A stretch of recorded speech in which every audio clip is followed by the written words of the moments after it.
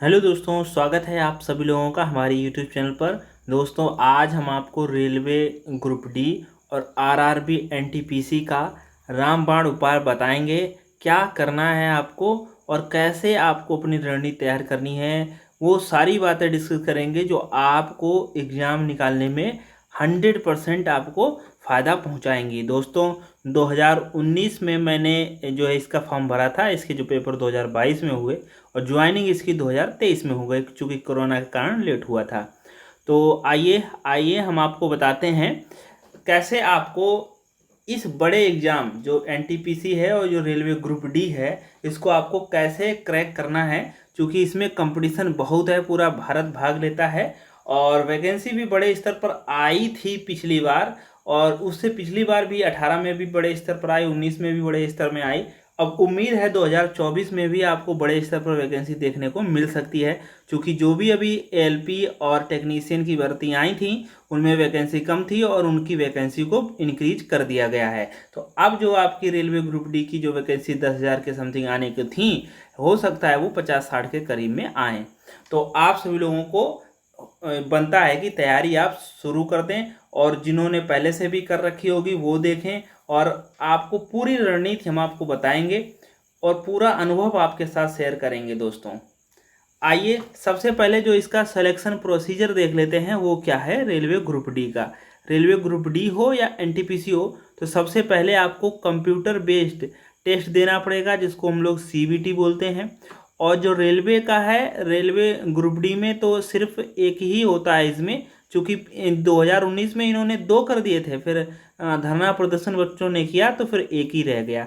और जो आप एनटीपीसी देंगे, तो आप देखेंगे एनटीपीसी में आपका सीबीटी 1 भी होगा और सीबीटी 2 होगा। ठीक है। उसके बाद में आपका फिजिकल इफिशिएंसी टेस्ट होगा पीईटी में, रेलवे ग्रुप डी में। फिर उसके बाद में आपका डॉक्यूमेंट वेरिफिकेशन होगा और फिर आपको ज्वाइनिंग वगैरह दी जाएगी। और एनटीपीसी में आपका जो है, जो लोग टाइपिंग वाले हैं उनको टाइपिंग होगी। और फिर एनटीपीसी में एक तीसरा होता है आपका टेस्ट, एक टाइपिंग का होता है, जो टाइपिंग वाले वो टाइपिंग देंगे। और एक आपका माइंड का टेस्ट होता है, वो आपका होगा। उसके वो सिर्फ स्टेशन मास्टर और गुड्स गार्ड हो गया, इन सब में होता है। ठीक है दोस्तों, अब बात कर लेते हैं अपनी प्लानिंग की। तो सबसे पहले हम बात कर रहे हैं आरआरसी ग्रुप डी एग्ज़ाम की। दोस्तों, इसमें सिर्फ एक ही आपको सीबीटी पेपर एक ही होगा इसमें। ठीक है। अगर आपने इस पेपर को क्वालिफाई कर लिया तो आपके चांस बन जाते हैं कि आप जो है फाइनल तक रुक पाएँ। ठीक है। अब देखिए, आरआरसी ग्रुप डी में सबसे पहले तो आपको एग्ज़ाम क्रैक करना पड़ेगा। ठीक। उसके बाद एग्ज़ाम क्रैक कर देंगे, फिर पीटी वगैरह होगी आपकी, रनिंग 1 किलोमीटर की होती है, वो तो बाद की बात है। सबसे पहले आज हम एग्ज़ाम पर फोकस करेंगे। तो दोस्तों, आपका जो एग्ज़ाम है सीबीटी 1 है, जिसकी आप तैयारी करेंगे, उसमें आपको मैथ पूछी जाएगी। और दोस्तों, कितने नंबर की मैथ होगी, तो टोटल आपके 25 क्वेश्चन जो है यहाँ से मैथ के पूछे जाएंगे। और रीजनिंग की अगर हम बात कर लें तो 30 क्वेश्चन आपको रीजनिंग को देखने को मिलेंगे। और साइंस की अगर बात कर लें तो 25 क्वेश्चन आपको साइंस के मिलेंगे। और जीएस की बात कर लें तो 20 क्वेश्चन आपको जीएस के मिलेंगे। तो 25 और 25 50 और 30 80 और 20 100, यानी कि अगर आप देखेंगे यहाँ पर 100 क्वेश्चन हुआ है। और ये 100 क्वेश्चन ये 100 मार्क्स के होते हैं, इनमें आपको 100 मार्क मिलेंगे। और जो मेरा सिलेक्शन हुआ है, हम अपनी बात कर लें, मेरा हुआ है 72 पर जनरल कैटेगरी में। जनरल अनरिजर्व यानी कि सामान्य में आते हैं 72 कैटेगरी। और ये ठीक ठाक मेरिट थी, चूँकि इससे अदर जो हैं उनकी थोड़ी सी इससे ज़्यादा भी रही है और ज़्यादातर की इससे थोड़ी सी कम रही है। चूँकि गोरखपुर जोन का मीडियम में रहता है, इस बार गोरखपुर जोन ने इलाहाबाद की मेरिट से ज़्यादा जो है गोरखपुर की थी। इलाहाबाद की जो मेरिट गई थी वो शायद गई है 68 या 66 के करीब में गई थी। और जबकि हम लोग ये गोरखपुर वालों की थी 72 जनरल की। और इसमें क्या होता है कि फिर अगर आप पहली कैटेगरी में नहीं आ पाते हैं, तो रेलवे का ऐसा सिस्टम है, तो फिर दूसरी ज्वाइनिंग लिस्ट जारी करते हैं, वो उन्हीं बच्चों की जारी करते हैं, वो बाद की बात हम कर लेंगे। तो यहाँ पर देखिए 100 क्वेश्चन हो गया 100 मार्क्स का। तो इसमें आपको टारगेट कितना लेकर चलना है, अब भाई ये भी तो बात हो गई। इसमें आपको टारगेट कितना लेकर चलना है। अब आप देखिए कंपटीशन बढ़ रहा है और वैकेंसी भी कम हो गई होंगी, तो अब आपको यहाँ पर 80 प्लस का टारगेट लेकर आप चलेंगे। दोस्तों जब आप इतने का टारगेट लेकर चलेंगे, मैं भी 80 प्लस का टारगेट लेकर चला था तो 72 हो पाए, तो 80 प्लस का टारगेट आप लेकर चलें तो आप जो है 70 के ऊपर रहेंगे, 75, 76, 78। और हम कहते हैं कि आपको 80 से ऊपर लाना ही पड़ेगा, क्योंकि हो सकता है कंपटीशन ज़्यादा हो पाए। इस बार मारा मारी भी ज़्यादा है, क्योंकि उस समय जो फॉर्म पड़ गए थे जितने, और वैकेंसी जो आई थी वो ज़्यादा लेवल की ज़्यादा वैकेंसी थी, तो इस पर भी आपको ध्यान देना पड़ेगा। और इसमें अगर हम बात कर लें तो आपको 90 मिनट मिलते हैं, 90 मिनट, 90 मिनट। तो और आप देखेंगे आपको 100 क्वेश्चन करने हैं 90 मिनट में, ठीक है। तो आपको थोड़ी स्पीड भी मेंटेन करनी पड़ेगी। और आपकी जो निगेटिव मार्किंग है वो 1/3 है, यानी कि 1/3 की निगेटिव मार्किंग है, यानी कि 3 क्वेश्चन पर आपका अगर आपने निगेटिव किए हैं 3 क्वेश्चन तो आपको 1 क्वेश्चन वहाँ से आपका कट जाएगा, तो टोटल आपको 4 क्वेश्चन का नुकसान होगा वहाँ से, ठीक है।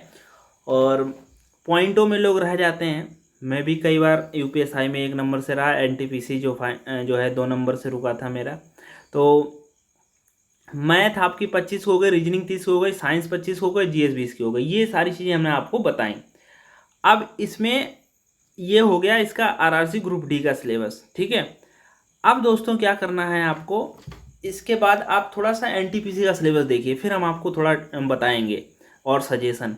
अब एनटीपीसी में क्या होगा, सीबीटी 2 होंगे, यानी कि कंप्यूटर बेस्ड एग्जाम आपके 2 एग्जाम होंगे, वो तब प्री होगा, एक मेंस होगा। अब देखिए इसमें आपको एक सिलेबस आपको कम सा लग रहा होगा, इसमें 3 पोर्शन है। अब आप देखिए इन 3 पोर्शन को, दोस्तों आप एक बात गांठ बांध लीजिए कि आपको रेलवे का एग्जाम निकालना है तो आपको मैथ और रीजनिंग अच्छी होनी चाहिए, प्लस साइंस। अगर आपको ग्रुप डी का निकालना है प्लस साइंस, तो बाकी जीएस में कम में भी काम चल जाएगा।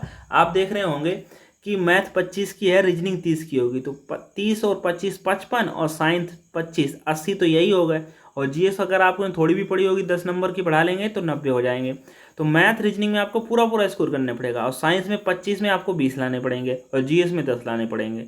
तो इस तरीके से आप देखेंगे तो 25 और रीजनिंग में 30 55 और 20 75 और 10 85, देखो हो गए। 85 में 1-2 गलत भी निकल जाएगा तो 80 के समथिंग आपके हो गए। तो इस तरीके से फिलहाल आप अभी देखिए एनटीपीसी का सीबीटी 1 देखिए, इसमें आपको मैथ कितने पूछी जाएगी। इसमें दोस्तों आपकी जो मैथ है वो 30 नंबर की होगी, और रीजनिंग आपकी कितने की होगी, रीजनिंग भी दोस्तों आपकी इसमें 30 नंबर की होगी। और आपकी यहाँ पर देखिए जीए लिखा हुआ है, इसमें जीए कितने का होगा, 40 का। रेलवे ग्रुप डी में साइंस अलग से 25 की है, लेकिन इस जीए में ही, जनरल अवेयरनेस में ही 40 में आपको साइंस भी है। तो आप इसमें आप देखते होंगे इसमें आप क्या क्या पढ़ेंगे, आप इसमें हिस्ट्री पढ़ेंगे, आप इसमें पॉलिटी पढ़ेंगे। दोस्तों मैं सिर्फ अभी आपको कैसे क्रैक करना है वो बता रहा हूँ, अभी हम आपको पूरा सिलेबस डिटेल नहीं बता रहे हैं। सिलेबस डिटेल की अलग से वीडियो आएगी, आप चैनल को सब्सक्राइब कर रखें अगर आपको रेलवे में जॉब करनी है तो।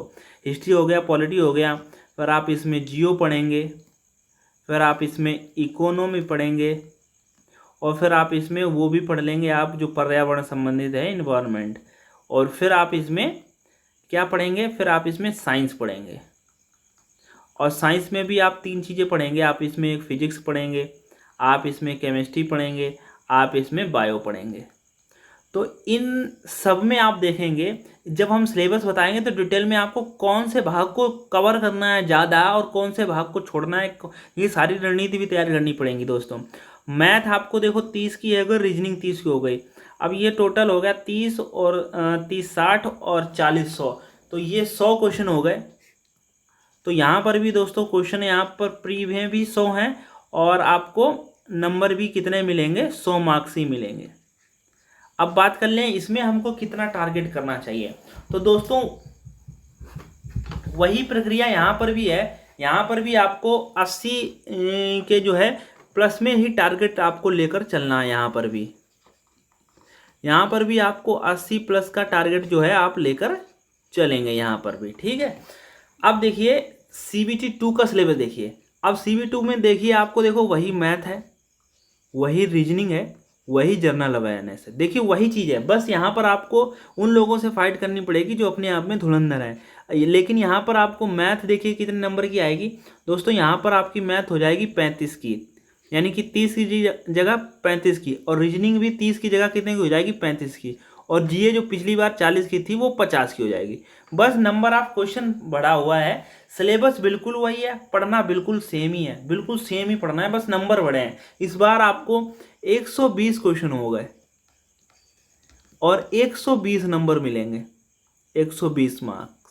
तो और आपको इसमें कितना टारगेट लेकर चलना है दोस्तों, इसमें आपको 100 प्लस का टारगेट लेकर चलेंगे आप। देखिए ये सारी बातें हम बता रहे हैं अपने एक्सपीरियंस के आधार पर, जो भी मेरिटें गई हैं, ठीक है।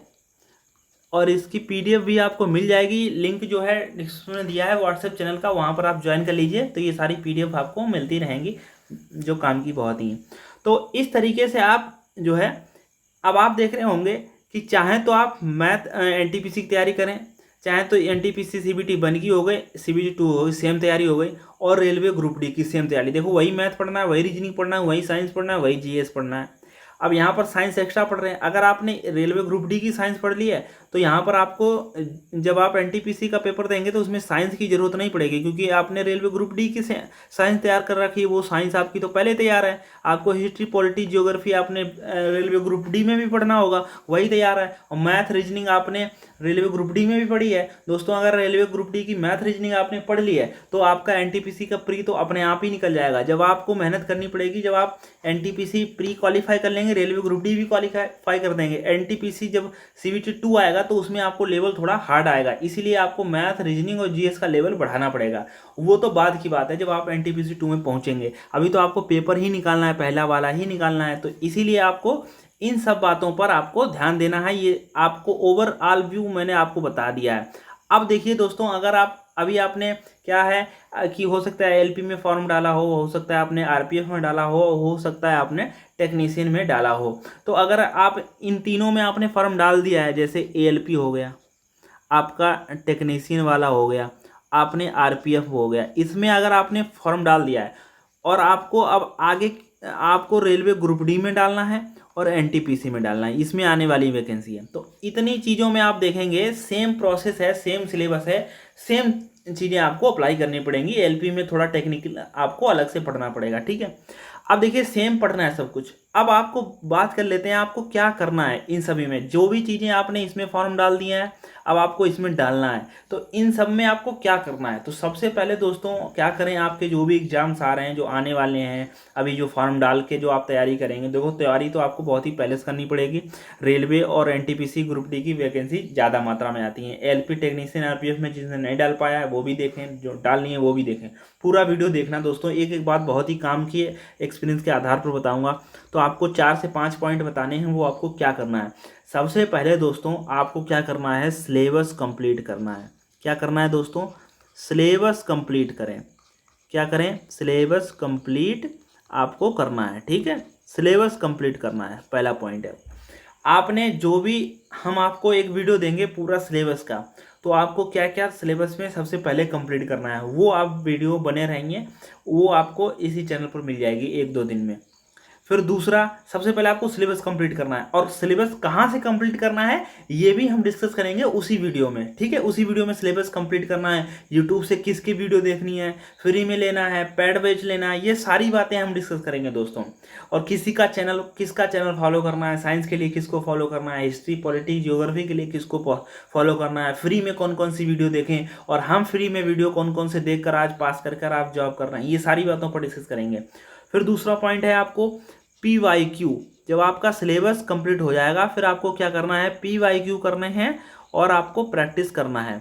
और कहाँ से करना है ये भी हम आपको अभी बताएंगे। फिर आप 3 नंबर में ये पॉइंट सभी देखो जरूरी है। अब 3 नंबर में मैंने लिखा हुआ है कि सभी का आदर व सम्मान करें। दोस्तों इसका बहुत बड़ा फर्क है, लेकिन आपको तुरंत नहीं दिखेगा, इसका फर्क लगेगा। जब सभी का आदर और सम्मान व्यवहार के साथ आप सभी से परिचित आएंगे तो सारे लोग आपको ये कहेंगे कि ये लड़का बहुत अच्छा है।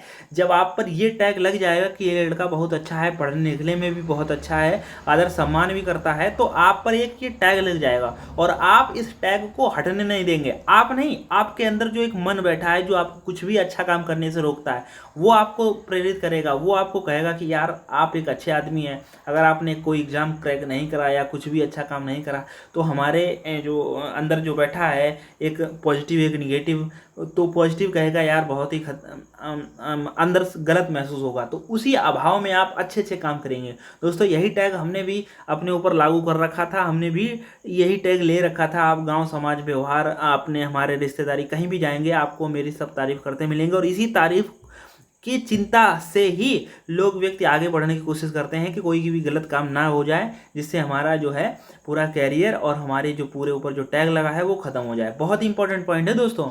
फिर आएगा 4 नंबर में। 4 नंबर में आपको बताते हैं आपको अच्छा खाना खाना है।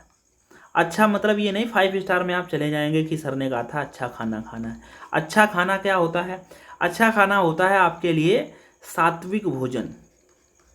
देखो इसमें मैं अभी मांसाहारी शाकाहारी की बात नहीं कर रहा हूँ, मैं सिर्फ आपको स्टूडेंट के हिसाब से आपको बात कर रहा हूँ। आपको सात्विक भोजन लेना है दोस्तों। सात्विक भोजन लेंगे तो आपके मन में जो विचार हैं वो पॉजिटिव आएंगे, आपको पढ़ने में मन लगेगा, आपको सारी चीज़ें अच्छी लगेंगे, आप इनर्जेटिक महसूस करेंगे, आपके अंदर कोई भी ऐसे हार्मोन एक्टिव नहीं होंगे जो आपको पढ़ने से रोकेंगे। जो मैं कहना चाह रहा हूँ समझिए, आप ऐसी चीज़ों की तरफ अट्रैक्ट होने का प्रयास नहीं कर पाएंगे जो आप जो उस जवानी में हो जाता है। तो इस चीज़ को तो आप ध्यान दें, सिलेबस आपको सबसे पहले कंप्लीट करना है। अगर आपके जो भी टीचर आपको अच्छा लगता है कि इन्हीं से पढ़ना है तो आप उनसे पहले सबसे पहले सिलेबस कंप्लीट करना है, PYQ प्रैक्टिस करना है, सभी का आदर सम्मान करना है, फिर अच्छा खाना खाना है, सात्विक भोजन लेना है। और ये सब सिलेबस के बाद में ये सब हम अगले वीडियो में बताएंगे, नहीं तो यही वीडियो 1-2 घंटे का हो जाएगा। फिर आपको क्या नहीं करना है, क्या नहीं करना में सबसे पहले आप देखिए, क्या नहीं करना में आप देखिए, क्या नहीं करना में पहला पॉइंट है कि मैराथन जो आजकल क्लासेस चल रही हैं उनके चक्कर में नहीं पढ़ना। रीजन हम आपको बता देंगे। जो मैराथन क्लास है, मैराथन क्लास, उसके चक्कर में नहीं पढ़ना है। पहला पॉइंट, मैराथन क्लास के चक्कर में नहीं पढ़ना है। तो दोस्तों देखे होंगे आपने आजकल वीडियो यूट्यूब पर चल रहे हैं कि 12 घंटे में पूरा साइंस खत्म। 12 घंटे में पूरा साइंस कैसे दोस्तों खत्म हो सकता है? आपने 12 घंटे की मैराथन देख ली, मैंने कहता 15 घंटे की मैराथन देख ली। दोस्तों 12 घंटे में कैसे मैराथन क्लास खत्म हो सकती है? दोस्तों जब मैंने पढ़ा साइंस तो मैंने फिजिक्स के 55 लेक्चर पढ़े और केमिस्ट्री के मैंने 33 लेक्चर पढ़े, बायोलॉजी के मैंने 80+ लेक्चर पढ़े। तो दोस्तों और सारे लेक्चर 1 घंटे के थे। तो आप देखेंगे 80 और 50 130 और 180, लगभग 180 घंटे हो रहे हैं। जो साइंस मैंने 180 घंटे में पढ़ी है उसको आप 12 घंटे में कैसे पढ़ सकते हैं? तो अब होगा क्या इसमें कि वो एक चैप्टर लेंगे और उस चैप्टर में मोटी मोटी चीज आपको सरासर सरासर सरासर कराते चले जाएंगे, और वो उनका टाइप रहेगा, मैटर उनका पूरा टाइप रहेगा। वो आप स्लाइड निकालेंगे और उसको आपको समझाते चले जाएंगे। जब स्लाइड पर उसको आपको वो समझाते चले जाएंगे तो आपका दिमाग पकड़ नहीं पाएगा। दोस्तों आपका दिमाग कब पकड़ता है? एक एक बात दोस्तों इतनी कीमती है जो मैंने सीखी वो आपको बताया। आपका दिमाग दोस्तों कब पड़ता है? जब कोई भी टीचर है वो अपने हाथ से जब आपको दोस्तों बोर्ड पे लिखेगा, बताएगा कि ये डायग्राम बताएगा, ये लिखेगा, वो लिखेगा कि भैया जो जो ये है कि त्वरण बराबर क्या होता है, वो लिखेगा कि त्वरण बराबर क्या होता है। तो अब आपका दिमाग पकड़ रहा है त्वरण को। त्वरण बराबर क्या होता है दोस्तों? तो जो त्वरण बराबर जो वो उस फार्मूला लिखेगा उसका मात्रक लगेगा मीटर पर सेकंड स्क्वायर। वो वेग परिवर्तन बटे समय जब वो लिखेगा तो ये सारी बातें आप अपने नोट्स में लिख रहे होंगे, वो भी उस टीचर को फॉलो कर कर देख देख के आराम से इत्मीनान से, और वही चीज़ें आपको दिमाग पकड़ता चला जाएगा। यही चीज़ हम स्लाइड से लिख दें, त्वरण बराबर जो है वेग परिवर्तन बटे दर, वेग परिवर्तन दर होती है त्वरण और मीटर पर सेकंड स्क्वायर हो गया, तो आपने दिमाग से देखा और निकल गया, और 12 घंटा देखा आपने तो वो सारी चीज़ें सब गुड़ गोबर हो गए। तो दोस्तों ऐसी गलती मत करना है कि आपको मोटी मोटी चीज़ें छोड़ दें। ये सारी चीज़ें जब आप ऐसे लेक्चर देखेंगे जैसे फिजिक्स के 55, केमिस्ट्री के 33, बायोलॉजी के 80, तो इसमें होगा क्या, जो भी टीचर वो पढ़ा रहा होगा पूरी थ्योरी बताएगा कि यहाँ से क्वेश्चन कैसे बन सकता है, और उसके साथ में प्रैक्टिस भी कराता चलेगा कि ये क्वेश्चन देखो यहाँ से ऐसे बना है, और एक एक थ्योरी अच्छे से समझाता चलेगा, आप नोट्स बनाते चलेंगे। तो मैराथन क्लासेस के चक्कर में आपको नहीं पढ़ना है।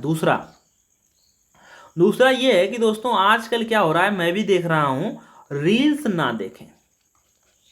और सबसे अच्छा ये होगा कि अपने मोबाइल से एफबी और जो इंस्टा है इसको आप क्या करेंगे, इसको आप डिलीट कर देंगे। अगर आप स्टूडेंट हैं तो आप अपने जो है रील्स को ना देखें और अपने मोबाइल से एफबी और इंस्टा डिलीट कर दें। अब देखिए, आप स्टूडेंट है, आपको सबसे पहले टारगेट है जॉब प्राप्त करना, और उसी के दौरान गलती क्या करते हैं लोग, रील्स बनाकर डालते हैं, वो सोचते हैं कि हम फेमस हो जाएंगे। दोस्तों आप बिल्कुल फेमस नहीं होंगे, यकीन मानिए आप बिल्कुल फेमस नहीं होंगे। इस चीज़ का अनुभव हम बता रहे हैं, मैंने भी डाली है, बिल्कुल फेमस नहीं होंगे आप। दोस्तों क्यों फेमस नहीं होंगे, क्योंकि कोई आपको क्यों देखना चाह रहा है। इतने अच्छे एक्टर लोग एक्टिंग लोग कर रहे हैं, इतनी अच्छी लोग उसमें कर रहे हैं, वो सिर्फ उसी काम के लिए बने हैं, वो सिर्फ वही कर रहे हैं। या तो आप भी पढ़ाई छोड़ दीजिए, आप भी बिल्कुल वही रील पर डिपेंड हो जाइए, वही सब कर लीजिए, और आपको फॉलो करेंगे लोग। जब आप पढ़ लिख कर एक अच्छी पोस्ट पर आ जाएंगे, अच्छे काम करेंगे, दिखाएंगे कि हाँ हमने भी ऐसा किया है। आप देखते होंगे कई दरोगा हैं, कई पुलिस वाले हैं, कई कई अधिकारी ऐसे हैं, कई आईएएस पीसीएस ऐसे हैं, वो जो लोग काम करते हैं वो दिखाते हैं, और फिर लोग उनका चैनल कितना बढ़ चढ़ कर अनुसरण कर रहे हैं। अगर वही चीज़ ये सबसे पहले कर लेते तो फिर नहीं हो पाता। तो इसीलिए आप इस चक्कर में ना करो कि हमारा रील वायरल हो जाएगा, हम भी पैसे कमाएंगे, हम भी ये सब कुछ कर लेंगे। नहीं दोस्तों, ये मत करना। नंबर 3, आपको आउट ऑफ सिलेबस वीडियो नहीं देखना है। आउट ऑफ सिलेबस दोस्तों, आपको कोई भी आउट ऑफ सिलेबस जो है वो आपको वीडियोज नहीं देखने हैं। अब देखो बीच में हो जाता है कि कर्ण ने जो है अर्जुन को ही क्यों मारा, तो अब आप ये पूरी वीडियो रामायण देख रहे हो। तो क्योंकि अभी हमारे मतलब का नहीं है, आप इस चीज़ को ना वीडियो दिखाएं। कहीं कोई शायरी गा रहा है, कहीं कोई ऐसा काम कर रहा है, कहीं कुछ ऐसा दिखा रहा है, तो उन चीज़ों पर आप अभी फोकस ना करें। कहीं कुछ ऐसा दिखा देते हैं कि थंबनेल लगा के कि ये क्या हो गया, ये हो गया, आज हम आईफोन को तोड़ेंगे, आईफोन के ऊपर ट्रक चढ़ रहा है, तो आप मजे से वीडियो देख रहे हो, तो ये सब ना देखें, ठीक है। फिर अगला पॉइंट है, वही चीज़ आपको मैंने फिर से आपको दोहरा देता हूँ, अंडा, मछली, मीट, मांस, मसाला, ज़्यादा मसाले वाली सब्जी, ये सब ना खाएं। अगर आपको मन करता है, नहीं मानते हैं, तो आप हफ्ते में, महीने, 2-4 महीने में आप ट्राई कर सकते हैं। रेगुलर बेसिस में ये ना करें, क्योंकि ये सारी चीज़ें जो लोग बहुत ज़्यादा वर्क करते हैं उनके लिए सही है। हालांकि मैं इसका बिल्कुल सपोर्ट नहीं करता हूं, मैं इसके विरोध में हूं। आपको बॉडी बनाना, कुछ भी बनाना है, ये सारी चीज़ें इसके अल्टरनेट मौजूद हैं। आप इनका जो है हत्या ना करें, ऐसे कोई भी काम ना करें। और स्टूडेंट लाइफ में आप देखते होंगे पुराने ज़माने में कि क्या रहता था कि वो बने होते थे पढ़ने के लिए, बिल्कुल अलग माहौल रहता था पढ़ने के लिए। पेड़ के नीचे लोग पढ़ रहे हैं, चुटिया रखे हैं, बाल रखे हैं, सब कुछ रखा है, आश्रम टाइप में व्यवस्था थी, और उसमें आपको नॉर्मल खाना दिया जाता था। लोग अपने खाने के लिए भीख मांगने जाते थे, उसको बनाते थे, स्वयं खाते थे। तो फिर उनका दिमाग सेंटर में रहता था, और हम लोगों का ये सब खाएंगे तो दिमाग सेंटर में नहीं रहेगा। जो आपके हार्मोन हैं वो ऊपर को उफान मारेंगे, और फिर आपकी निगाहें इधर उधर जाएंगी, और फिर आप गड़बड़ कर लेंगे, और जिससे आपका बेड़ा गर्क हो जाएगा, ठीक है। दूसरा बात यह है कि नो ब्लाइंड लव, कि आपको क्या करना है कि आपको इस प्यार के चक्कर में अभी नहीं पड़ना है दोस्तों। यकीन मानिए, इसमें ही सारी कहानी गड़बड़ होगी। आप अगर किसी से दिल लगा बैठे और उसने आपको जो है ब्लॉक कर दिया, मान लेते हैं आप किसी से प्यार करते हैं, वो भी आपसे प्यार कर दिया, आप भी उससे करते हैं, ठीक है, अच्छी बात है, प्यार करना चाहिए। लेकिन क्या होता है कि आपने कोई ऐसी गलती किया, उसने ऐसी कोई गलती की, तो उसने आपको ब्लॉक मार दिया। और जैसे उसने आपको ब्लॉक मारा, तो उस दिन ना आप खाना खाएंगे, ना आप पढ़ाई करेंगे अच्छे से, ना आपको कहीं पे मन लगेगा। और फिर अगले 2 दिन बाद उसने ब्लॉक खोल दिया, फिर आप उसके जो है आप पढ़ाई करेंगे, आप सब कुछ रखेंगे, आप उससे बात भी करेंगे, फिर आप चौथे दिन वो ब्लॉक करेगी, तो ये सब कहानी चलती रहेगी। और फिर 10वें महीने, 2-4 साल में वो आपको बिल्कुल छोड़कर चली जाएगी, फिर आप उसके लिए पछताएं। ये सब होता रहेगा। लेकिन आपको क्या कहते हैं, कुछ लोग बहुत ही शातिर होते हैं, कुछ लड़के, वो भी लड़कियों की तरह ही करते हैं कि आओ लड़की, हम अपना काम चला रहे हैं, तुम अपना काम चलाओ, हम अपने चक्कर में, तो आप वैसे में आपको फ़ायदा है। इस वाले जो केस में ये आपको घाटा करेगा।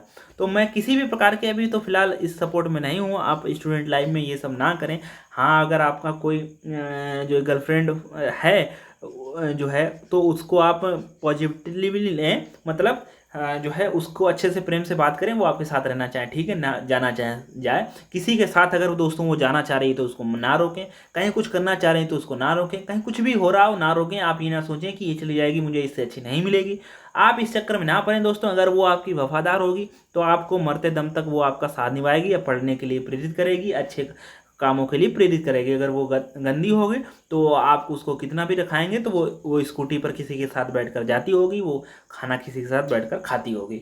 तो ये सारे काम हो ही जाएंगे, आप उसके चक्कर में ना पड़ें। एक बड़ा भाई और छोटा भाई होने के लिए हम आपको बताए हैं। Thanks for watching my video. दोस्तों ये मैंने पूरा अपना दिल निकाल कर इस वीडियो में रखा है। आपको कैसा लगा ये वीडियो आप ज़रूर बताएं।